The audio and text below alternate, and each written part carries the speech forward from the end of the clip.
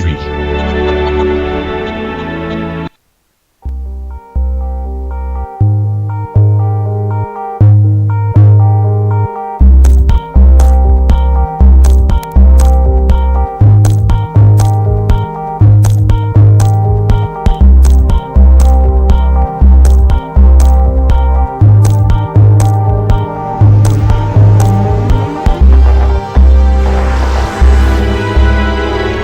Canal Patrio, voz e imagen de la sociedad civil.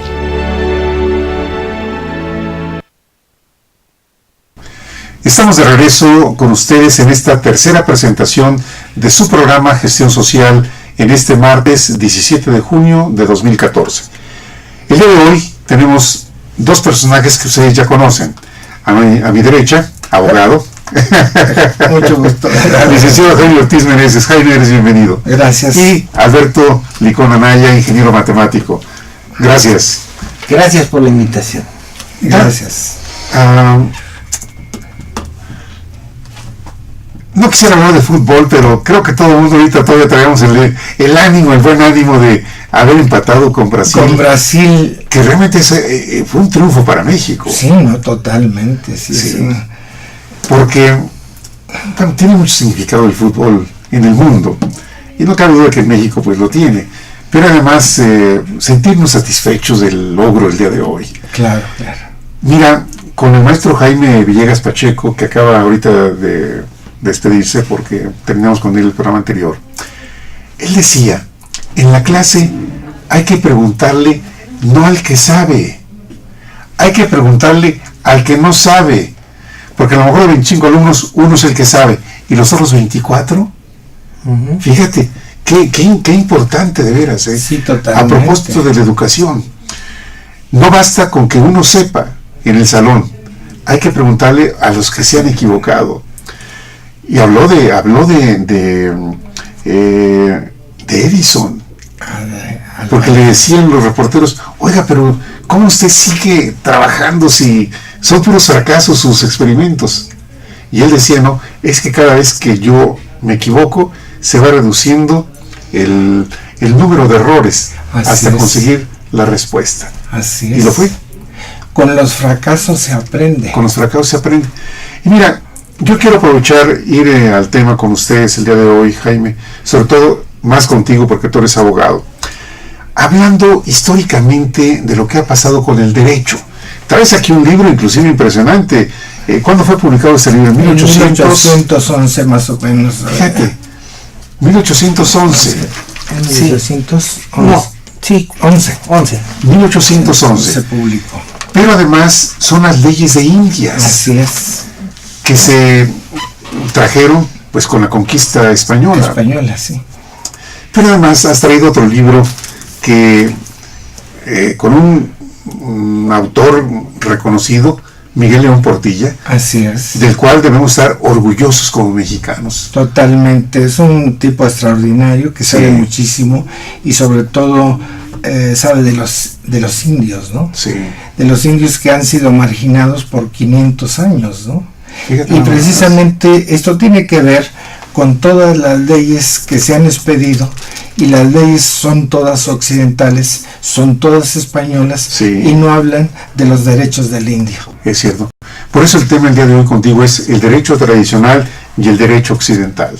Empezamos con el derecho occidental porque es el que en toda la historia casi se ha aplicado. Hay muy pocos estudios sobre el derecho de los pueblos indios. Sí. Entonces el problema es que tenemos un derecho que se ha aplicado contra los indios principalmente. Tenemos ahí unas citas y vamos a hablar un poco de todo por favor. De todo esto que de alguna manera es la explotación de una población que ha estado inerme y ha estado callada durante 500 años y siguen todavía invadiendo, explotándola ahora las grandes empresas. Entonces vamos a hablar un poquito de esta historia. Muy bien. que pues la primera norma que se aplica fue antes de la conquista. Bueno, expiden una serie de normas para la conquista de África, Y resulta que en la conquista de África, las cortes españolas sacan unas normas para conquistar a los negros de África. Sí. Y entonces, si los negros en África eran violentos, había que matarlos y quedarse con todas sus tierras. Y lo querían. Si los negros, los africanos, eran pacíficos, se podían conservar sus bienes y sus cosas. O sea, se hicieron leyes dependiendo de las circunstancias de los lugares conquistados. Así es. Y entonces cuando viene el descubrimiento de América por Cristóbal Colón, resulta que pues deciden los españoles aplicar las mismas normas para América.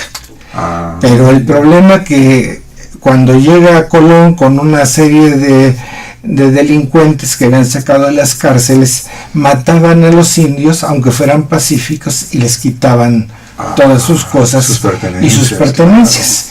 Y entonces pues eso pues hay como consecuencia que hay unas matanzas horribles contra los indios, ¿no? Violan a sus mujeres, y entonces se produce ahí un trauma gravísimo en la población indígena, ¿no? O sea, en los principales pueblos más desarrollados, los aztecas, los tabasqueños, los mayas, sí. Y pues es un trauma terrible lo que sucede, ¿no?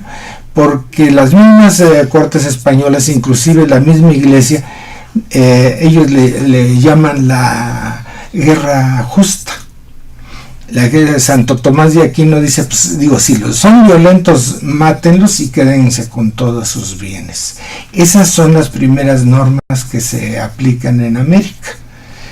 Y ya por 1993 surgen otras normas que son las bulas papales. 1493, perdón. O sea, apenas un año después del descubrimiento de América. Entonces las bulas papales, una de las principales fue el reparto que hace de las tierras entre los españoles y los portugueses, 100 millas al oriente, y entonces se reparte. Entonces, una donación que Alejandro VI, que era Rodrigo de Borgia, el famoso Papa español Borgia, graciosamente le dice a estos dos países, la tierra que descubran es de ustedes, se las da el Papa y se las entrega en donación. El problema que nosotros enfrentamos es como un rey católico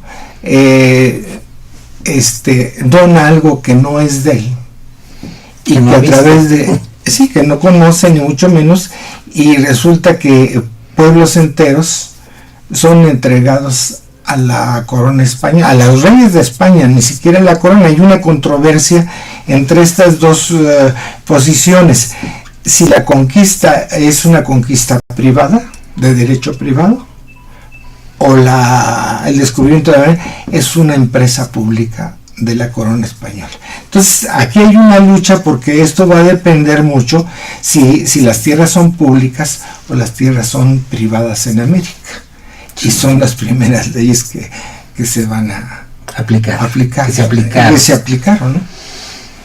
Por ahí más o menos es esta gran desgracia donde un enorme contrasentido, ¿no? Porque como alguien que no ha puesto un pie en el continente dispone de la propiedad y la dona y se erige como un árbitro para evitar un conflicto entre los reinos de España y el reino de Portugal, elige un meridiano o un paralelo, no recuerdo exactamente un paralelo, sí. Y decide de aquí para acá para estos bandidos y de aquí para acá para los otros, ¿no? Y bueno, eso no desencadenó en tragedia, porque alemanes, ingleses, no estuvieron considerados en ese reparto, ¿no? Imagínate. Franceses, sí, todo el mundo quedó... italianos y todo el mundo, bueno, pues, se quedan con esa parte. Después ya van a venir los gringos y van también a hacer de las suyas. A hacer de ¿no? las suyas, ¿no? Van a conquistar la parte norte de Estados Unidos y se quedan después con toda la parte sur que era de México, ¿no? Entonces, pues, una gran desgracia. Entonces, estas son las leyes que se expiden en la conquista de América. ¿Traes inclusive separada alguna? Sí, la 96, la 96 y la 56. Primero la 56, la página 56. La página 56. Teníamos, a ver si sacamos aquí una parte. Ya tenías un extracto, ¿no? Sí, pero también aquí es la página 56. Sí, digo, ¿cómo estaba la situación? De los tributos de indios puestos en la corona real y los procedidos de vacantes de encomiendas. Entonces dice, todos los tributos, rentas y otras cosas que deben los indios encomendados a la iglesia. O sea, además de que estaban encomendados, resulta que tenían que pagar tributos y servicios a las haciendas y a las iglesias y a las plantaciones. Entonces, era realmente una explotación brutal de todos los indios, ¿no? Dice, ordenamos a los oficiales de nuestra real hacienda que tengan libre y cuenta aparte de los tributos de los pueblos que están en nuestra real corona. O sea, los indios formaban parte de la corona española. Si los indios aceptaban a la corona española, todos sus bienes ya eran de la corona española.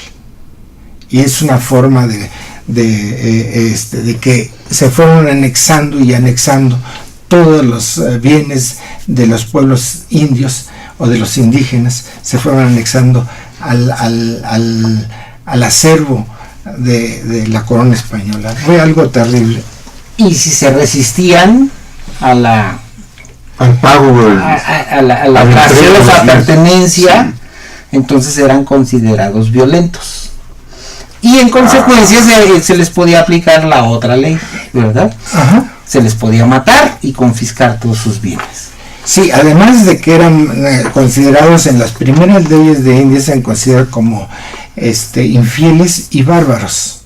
Entonces, mientras fueran infieles y bárbaros, se les podían quitar todos sus bienes por infieles y bárbaros. Entonces, qué terrible, fíjate nada más. Bueno, el mismo título de la ley, encomienda, ¿no?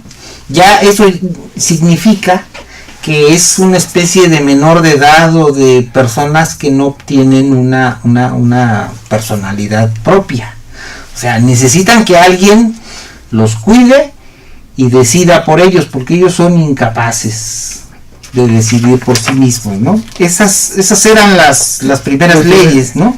Ahora, hay una ley de Cádiz que por ahí la encuentras, donde el concepto que tenían las cortes de Cádiz de los indios. A ver si por aquí están.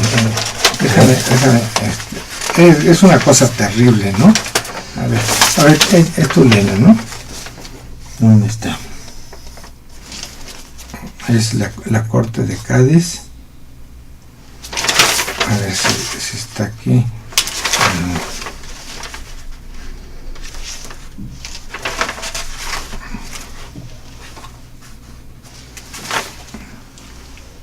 No creo que la tenía por ahí. Yo lo busco mientras. Entonces, resulta que todas las normas para poder tener supuestamente una justa causa, para poder reducir a los indios en congregaciones, en las plantaciones, en las haciendas, la obligación era exclusivamente es educarlos en la religión católica, ¿no? Y todas las leyes es que consideraban al principio como irracionales, como bárbaros, que no tenían pensamiento, y entonces no eran consideradas como personas. Hasta ya después de muchos años, por ahí los años 1630, empezaron a tomar en cuenta que, con todas las críticas que hacían los sacerdotes que llegaron a América, pues que las gentes ya si eran de razonamiento, si pensaban, si eran seres humanos, no eran animales. Entonces todas las leyes al principio pues fueron terribles para los indios, y debe haber sido una cosa terrible para el indio. A ver si encontramos esa nota.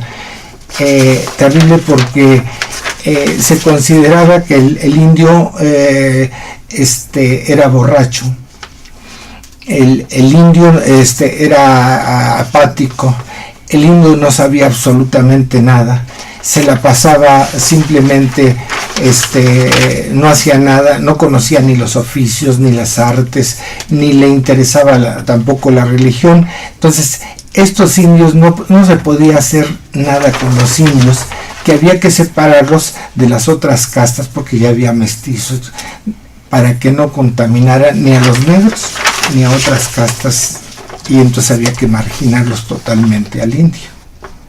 Y entonces el problema es que cómo los indios no iban a ser de este tipo de personas cuando a sus mujeres las habían violado, a ellos los habían esclavizado, los habían obligado a aprender el idioma castellano, pero los españoles no hablaban el idioma de los indios.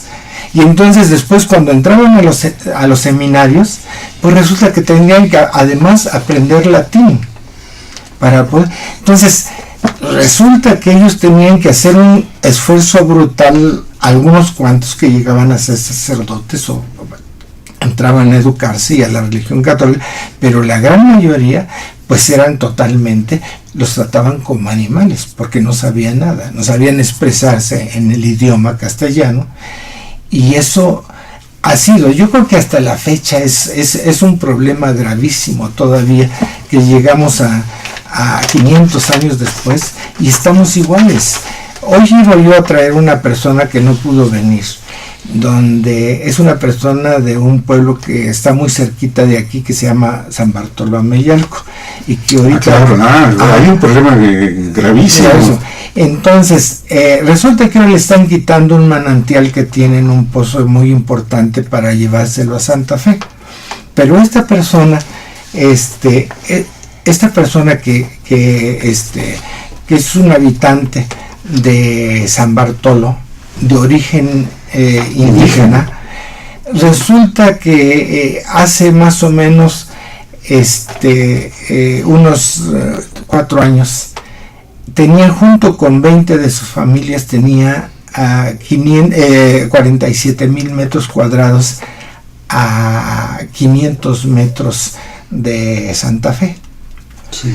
Entonces esta persona, estas familias, resulta que por un fraude procesal llevado a cabo por una persona de dinero, de mucho dinero, se alía con Scotiabank, que tiene 2.800 sucursales nomás en México.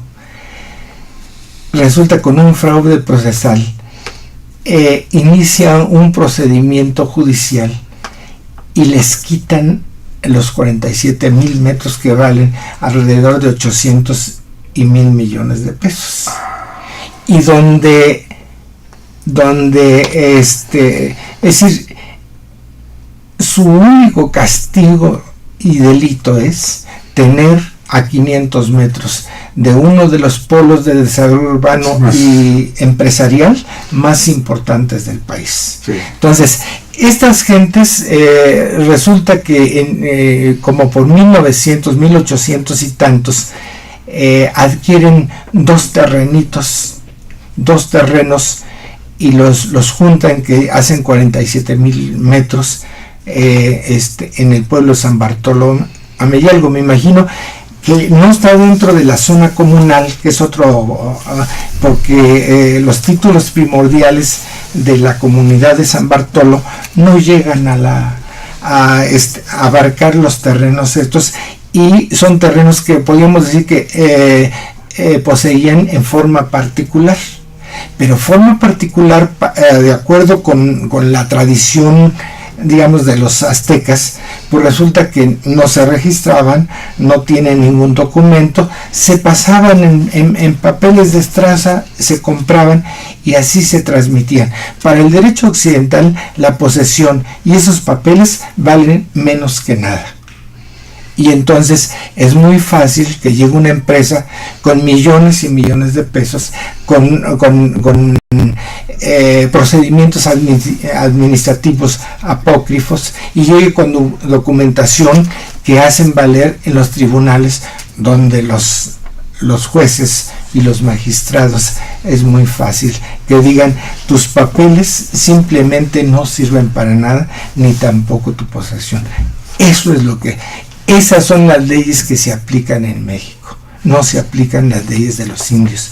Nomás podemos decir que no hay un solo documento registrado sobre los bienes de los indígenas. A ver cuando vemos un Calpulli, un Altepetlavi, o sea, no encontramos en toda la historia de este país ningún registro donde estén registradas las tierras de los indios. Han sido presa. La comunidad no existe para el derecho occidental. Hay por ahí el artículo 2 de la Constitución nos habla de usos y costumbres, pero resulta que en 1940 se expide una de las leyes intermedias después de la Revolución, se expide la ley de reforma agraria, la ley agraria. Y en el último artículo dice, porque lo más importante es el derecho español, que son los ejidos. El ejido es una institución española. Una figura que nos trajeron. Ajá, nos trajeron. Entonces existe toda una legislación para los ejidos, pero no existe una legislación para la comunidad. Y entonces el Código de 40 dice: todo lo que no esté legislado para la comunidad se aplicará el ejido. ¿Qué es lo que estamos haciendo? Resulta que estamos metiendo en una camisa de fuerza a toda una población y a una cantidad enorme de tierras comunales. Y entonces, a partir de los ejidos, empieza a haber la lucha entre ejido y comunidad. Muchos de los ejidos se constituyen en tierras comunales y las grandes luchas han durado 150 años. Es gravísimo, digo, y por eso es que no hay un derecho indiano, no hay, o sea, sí lo hay, pero no hay quien lo haya sistematizado, documentado, y rescatado, y que formara parte del derecho positivo. No existe. Y sí existe como historia que se da en las universidades, pero no sirve absolutamente para nada. Entonces es gravísima la gran contradicción que hay, y lo grave de todo es que precisamente los grandes despachos, las grandes universidades, o sea, ahora otra vez vuelven a retomar el derecho agrario, porque las playas, los grandes centros urbanos, hay comunidades, y entonces ahora, y ejidos, entonces ahora hay que convertir los ejidos en propiedad privada, que ahora es muy fácil. Ha habido un poquito de más restricción en las comunidades para liberar los terrenos, pero resulta que ha sido peor porque los agarran de hecho, o a través de juicios fraudulentos, son fáciles presas las comunidades. Entonces, el ejido, todo lo que es las playas, Cancún, todo eso, se compran por 100,000 pesos, 3 hectáreas, 5 hectáreas, donde se hacen grandes desarrollos. Es cierto. Y entonces, pues todo esto nos va llevando a que vamos cada día marginando y vamos liberando a pueblos enteros, o a poblaciones que ya no tienen dónde vivir porque ya vendieron sus tierras, ya se las quitaron, y seguimos el ejército de gente desocupada que no tiene absolutamente nada. O sea que los usos y costumbres de nuestros indígenas no tienen valor. No tienen valor. No son reconocidos.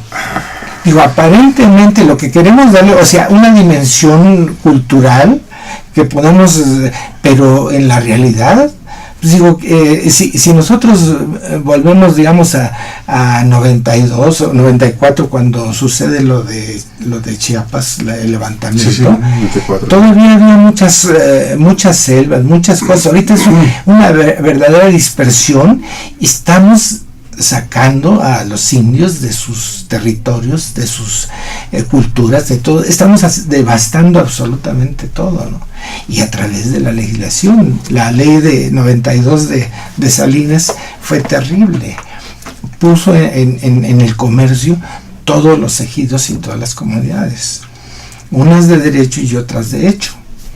Y entonces, pues, con una simple asamblea del dominio pleno, que se llama, un ejidatario puede vender su tierra con el apoyo o con la anuencia de la asamblea del ejido. Sí. Y entonces, pues, resulta que ahorita, pues, inclusive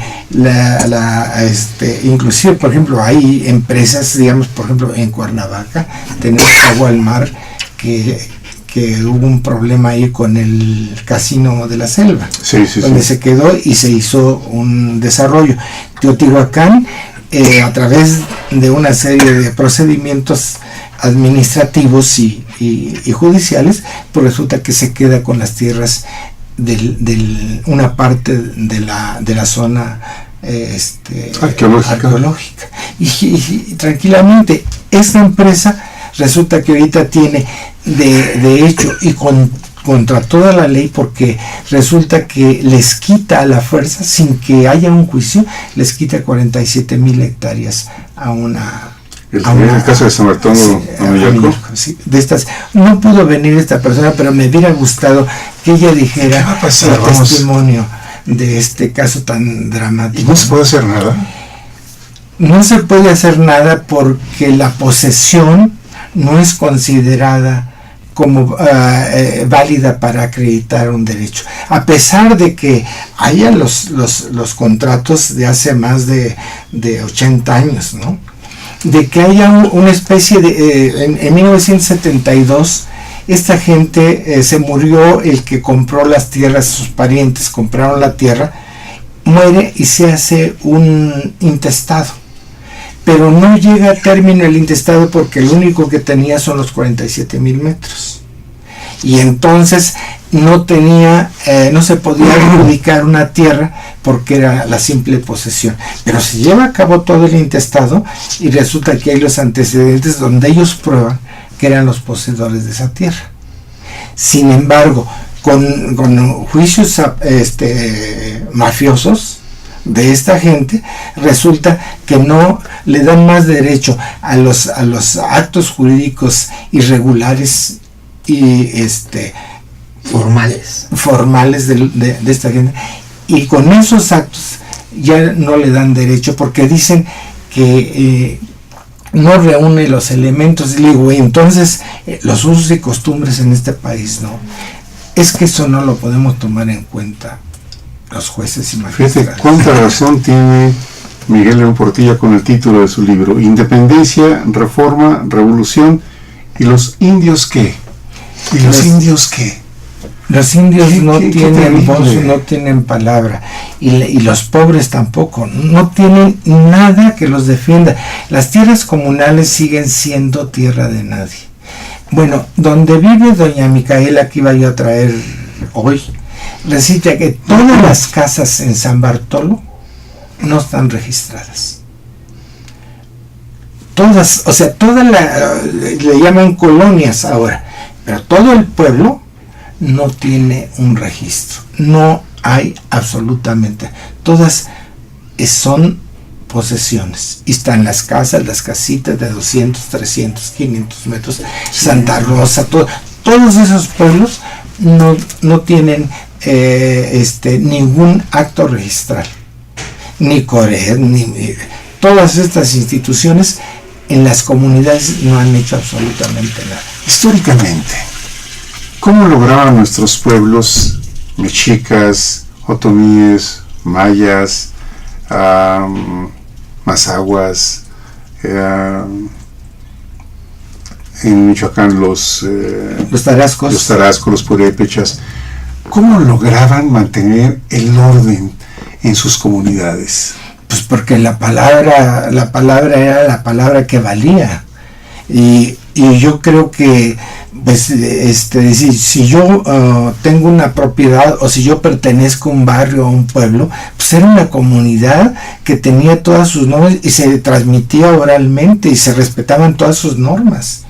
Entonces no tenían registro público de la propiedad, ni mucho menos. Sí. Pero pues digo, si un pueblo está centrado, por ejemplo, vamos a suponer últimamente yo creo que ha habido una degradación con Xochimilco, pero todas las chinampas eran comunales.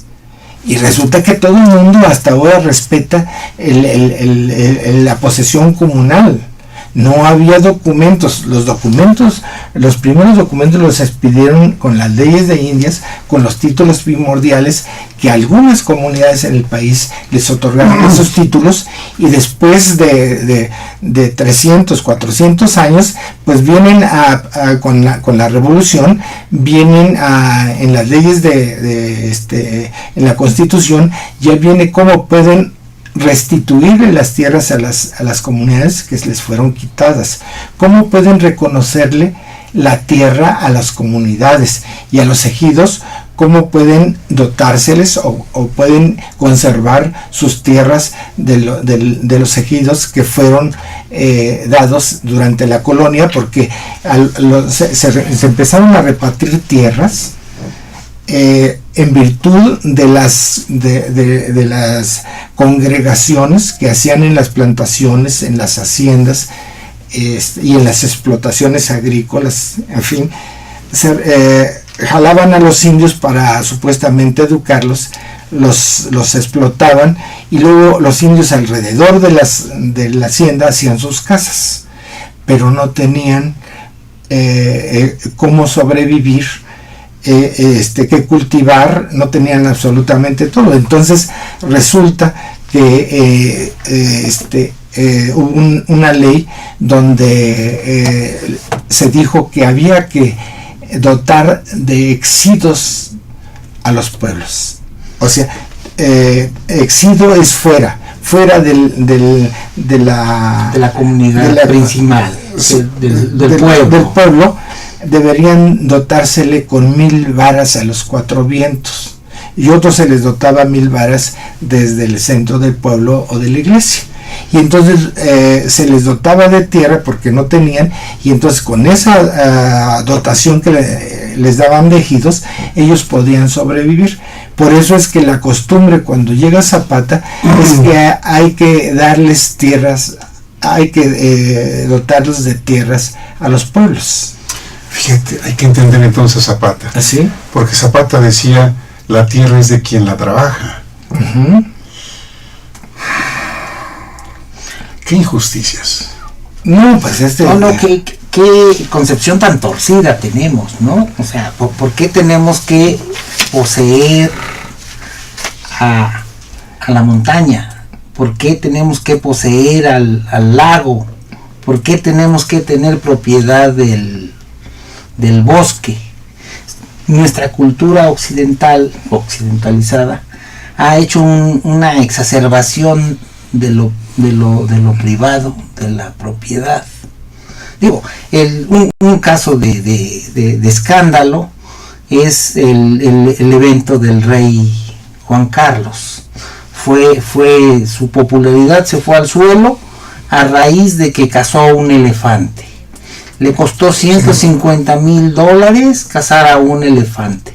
¿Por qué? Porque hemos llegado al absurdo de creer que para que los elefantes sobrevivan, alguien tiene que ser su dueño, con la posibilidad de ofrecerles la vida al mejor postor, al que traiga la cantidad de dinero para para cegar esa vida, ¿no? Eso es lo absurdo. Eso es lo que se está promoviendo actualmente, que todo debe de ser propiedad privada para que no se pierda, para que no se haga mal uso de ello. Y bueno, eso está llegando al subsuelo también. Ese es el trasfondo de las reformas energéticas. Así es. Eso es lo que está detrás de eso. O sea, ya no nos conformamos con la propiedad de la superficie, también queremos poseer el centro de la Tierra. Dentro de un rato alguien va a declarar que el centro de la Tierra es de él y va a ostentar un título de propiedad que algún insensato le otorgó, ¿no? Esa es la cosa más espantosa. Bueno, pero no nada más las cosas físicas y las cosas tangibles. Los espectros electromagnéticos ya son objeto de propiedad privada, ¿no? A través de del eufemismo de las concesiones. Son propiedad ad eternum de familias y de personajes, ¿no? La televisión ya está dada a una empresa privada. Sí, y no va a haber... Ya es de ella casi, porque no le pueden hacer nada, ¿no? Sí, se va a amparar todas las veces que decidan quitarle un canal o un segmento del espectro. No se va a dejar. Porque tienen tanta fuerza que siempre... Sí, es una cosa espantosa esto, ¿no? Mira, quiero leer un poco, porque no lo encontrábamos. El Soberano Congreso de Cádiz. Eso es de Cádiz. ¿Cómo le llamas a este? Soberano Congreso de Cádiz. No, esto es una opinión que el Congreso de Cádiz habla sobre los indios. Sí, y expresaba el concepto. Sí. El indio es estúpido por constitución. ¿Está escrito así? Sí. Sí. Sin talento inventor ni fuerza de pensamiento. Aborrece las artes y los oficios y no hacen falta a su modo de existir. Borracho por instinto, carnal por vicio de la imaginación y desnudo de ideas puras sobre la contingencia, sin discernimiento sobre los deberes de la sociedad y con desamor para todos los prójimos, enemigo moral de las demás castas. Es decidioso a no ser a fuerza de rigor, es extremadamente malicioso. Eso era el concepto que tenían las... Pero está escrito, históricamente ahí está el documento. Ahí está el documento, sí. Así es. Y aquí está, precisamente esta parte está aquí en la independencia, la reforma y los indios que... Es un fragmento sacado de lo que aquí viene. Esto se lo recomendamos, ojalá puedan comprar o leer. Sí, es una publicación es de la UNAM y Conaculta. Y Conaculta, y tiene un poco de haberse escrito. Es de 2010. De 2010, sí, exactamente. Sí. 2011 es esta primera edición. 2011. Entonces, lo que le estaba diciendo a Alberto, si alguien lo quiere, dice que lo va a escanear y a ver si lo podemos poner. Bueno, quisiéramos ofrecer este libro como un atractivo para que nos entreguen opiniones. Entonces quisiéramos abrir tu programa a tu auditorio, pues para que a través de tu correo o a través de tu canal pues emitan y expresen opiniones sobre todo esto que ha sido un atropello hacia los pueblos originales de América, y pues a la persona que a nuestro muy arbitrario parecer nos parezca el comentario más simpático, pues le vamos a hacer entrega de este libro. Así. Entonces, bueno, vamos a pedir que los comentarios que nos obsequien pues estén identificados a través de un correo electrónico o a través de algún medio para poder informar quién fue el ganador, ¿no? Muy bien. Sí, es algo terrible. Esto que te comentaba, sí, resulta que estuve hace unos 10 años en trabajando con una comunidad en el Valle de Mezquital. Y resulta que, bueno, el Valle de Mezquital fue una zona de refugio de los otomíes, que eran perseguidos por los aztecas. Y entonces hubo esta zona de refugio y muchos pueblos se ubicaron en esta zona, entre ellos uno que se llama Dios Padre. Le pusieron los españoles Dios Padre, Dios Hijo y Dios Espíritu Santo. 3 personas distintas y un solo Dios verdadero. Y resulta que, bueno, yo le agregué un poco que tuvo 3 padres, pero no tuvo mamá Dios Padre, porque resulta que con esta confusión de los funcionarios, esta confusión occidental o esta ignorancia occidental, ha hecho que Dios Padre, resulta que con base en los títulos primordiales, resulta que Dios Padre promueve un juicio de confirmación de bienes comunales en el año de 1938. Y resulta que esta comunidad inicia en 1938 su peregrinación de Pachuca a la comunidad, y pasan tranquilamente 20 años y no pasa nada. Pero paralelamente a esto, en 1936, Lázaro Cárdenas inaugura el distrito de riego 03 que baña con las aguas negras a esta región, pero a Dios Padre no le tocan tierras de riego. Y entonces va un grupo de comuneros a hablar con Lázaro Cárdenas y dice: oye, a ver quién le echa una mano, a ver si pueden encontrar por ahí un pedazo de tierra para dárselas a Dios Padre, porque no le tocó. El señor Valle de Mezquital. Pero no le dan, en el distrito de riego son pequeñas explotaciones que les dan a distintos pueblos. Sí. Y entonces a Dios Padre nada más como ejido le dan 3 hectáreas para 30 hectáreas. Para 30 ejidatarios. 30 ejidatarios que tenían, les llaman una melga cada uno. Una melga es como un surco que cada familia, cada ejidatario cultivaba. Entonces hay una contradicción, surge una contradicción entre el ejido de Dios Padre y la comunidad de Dios Padre, que son 2 personas morales distintas. Sí. Y que en Reforma Agraria entonces no hacían la diferencia, porque hemos tenido una ignorancia brutal hacia las comunidades, y va por ahí. No es cuento, es una realidad. Yo lo hice como un cuento.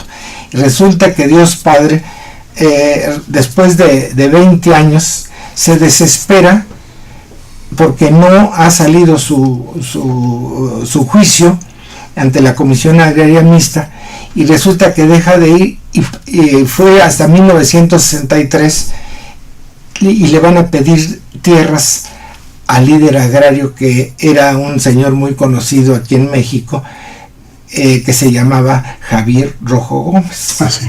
Javier Rojo Gómez, hidalguense. Javier Rojo Gómez: oye, ¿y ustedes a qué vienen aquí a la Comisión Agraria? Pues es que no tenemos tierra, queremos que nos doten de tierra porque no tenemos y entonces dice Rojo: oye, yo tengo noticias que a Dios Padre se le titularon una serie de hectáreas, pero vamos a ver, voy a mandar a una persona que vaya a investigar a Reforma Agraria cómo está la situación de Dios Padre. Total, que manda una persona y dice: vénganse mañana, yo les tengo la noticia mañana.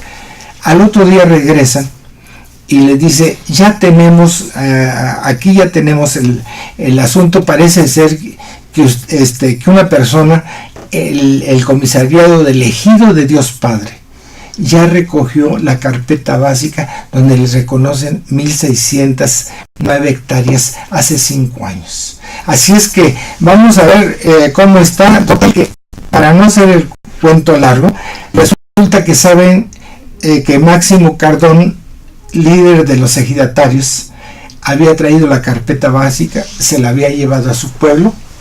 Resulta que había hablado con el cacique de Izmiquilpan. El cacique de Izmiquilpan: déjame los papeles, yo te voy a decir cómo arreglamos este asunto. Y entonces entre el cacique y los caciques se reparten las tierras, venden las tierras, se quedan con las tierras y le dan una lana para que compre una camioneta al líder de los ejidatarios y se haga una casa. Resulta que regresan los ejidatarios de ver esta noticia, que los papeles lo tenía Máximo. Regresan en la noche, tocan las campanas de Dios Padre. Dios Padre se levanta, se van a la casa de este señor. No tiene interés de salir, empiezan a golpear la puerta, rompen los vidrios de la casa, y entonces sale el líder de los ejidatarios y dice: ya no golpeen más, ¿qué quieren? Nos queremos que nos entreguen los papeles. ¿Cuáles papeles? No tengo nada. Si no nos entregan los papeles, te matamos. Entonces empiezan a golpearlo, y entonces paran, y entonces les dice que están a un lado del atrio de la iglesia. Van ahí al atrio de la iglesia, empieza a escarbar lentamente como si ella pensara lo que le iba a pasar. Total, finalmente encuentra los documentos donde dice que Dios Padre tenía 1609 hectáreas. Resulta que estas gentes ya enfurecidas agarran, lo cuelgan de un árbol y lo matan. Al otro día van otra vez con Rojo Gómez y le dice: oiga, señor, ¿qué hacemos? Pues las tierras son imprescriptibles, inembargables, intransmisibles. Tómenlas, son de ustedes. Se van al otro día, regresan a su pueblo, se van muy temprano, toman las tierras, y resulta que, tenían 5 años, habían promovido jurisdicciones voluntarias de información de dominio, y resulta que llega la policía, los mete a todos a la cárcel, los golpean, y el líder de los comuneros huye, pero finalmente regresa, y un día lo matan y lo asesinan. Resulta que toda esta historia es por la no identificación de la comunidad, porque en reforma agraria, en vez de entregar la tierra a la comunidad, se las entregan al ejido. Y Una pequeña confusión. Una pequeña confusión. Sí. La confusión es ideológica y social. Yo creo que sí. Y recurrente porque con el pasar de los tiempos vuelve a ocurrir. Es como lo que está ocurriendo, por ejemplo, con las placas. Cada determinado tiempo las placas dejan de servir como identificación, les cambian el color, y todo el mundo está obligado a volver a renovar un periodo, un proceso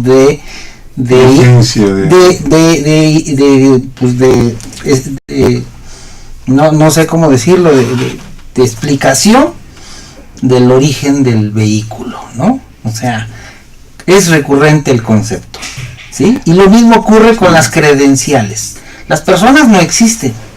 Si no tiene credencial del IFE, claro, quién sabe quién es, ¿no? Ajá.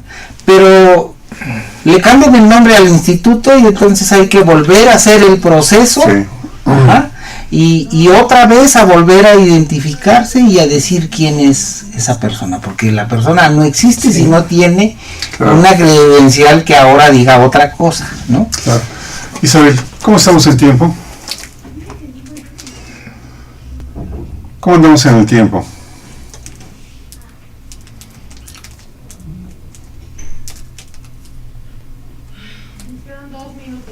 Dos minutos. Yo creo que por eso yo le llamé a esta plática el eterno retorno de lo mismo. El eterno retorno de lo mismo. Sí, porque resulta que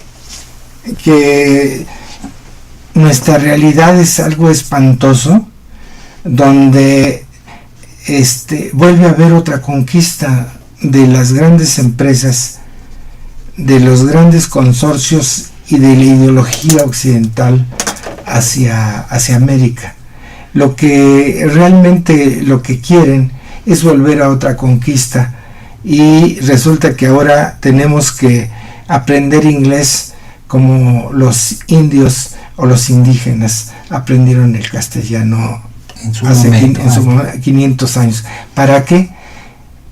Pues para ser sirvientes o para obligarnos a aprender lo que ellos quieren, sin que tengamos la posibilidad de podernos defender frente a los que saben, ¿no?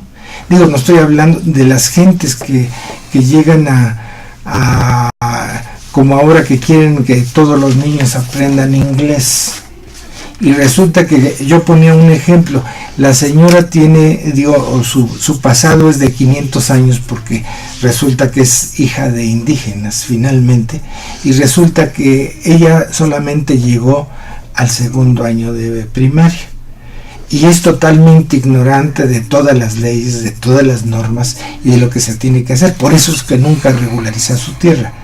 Pero es lo mismo que el concepto que le llaman de indolentes y todo, porque resulta que nos hemos encargado de que ellos sean así a través de la explotación, de la enajenación que hemos hecho de ellos, y que han hecho las grandes campañas ideológicas. El que no está el que no va a una universidad en este país, a Estados Unidos, pues resulta que no puede llegar a ser presidente o secretario de Estado.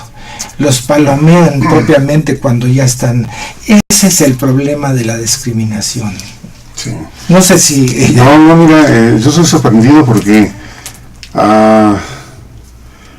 creo que difícilmente documentos como este son leídos en México, la verdad de las cosas.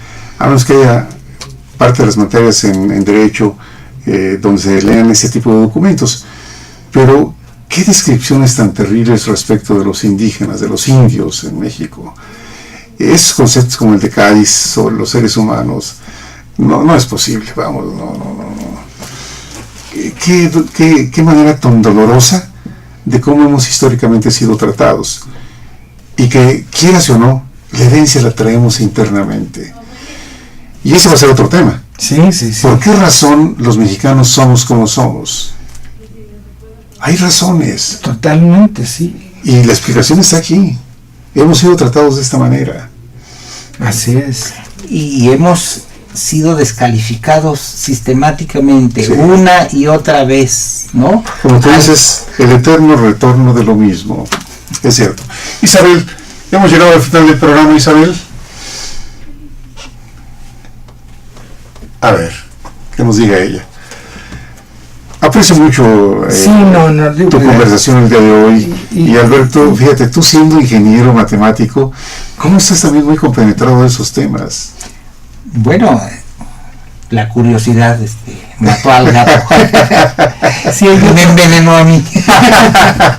Oye, además aprovecho hacer la mención porque el maestro Jaime Villegas Pacheco, que estuvo en el programa anterior, te ha hecho un obsequio. Sí, yo aprecio y que voy a jugar un poquito con él para darle una opinión. Muy bien.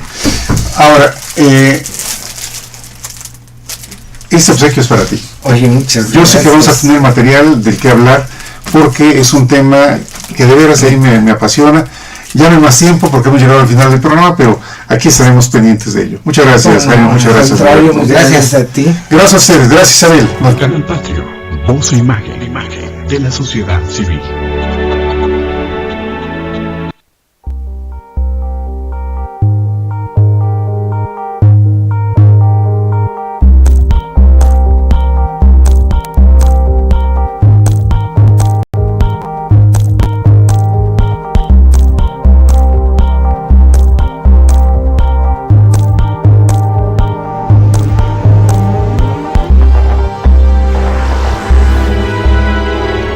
Canal Patrio, voz e imagen de la sociedad civil.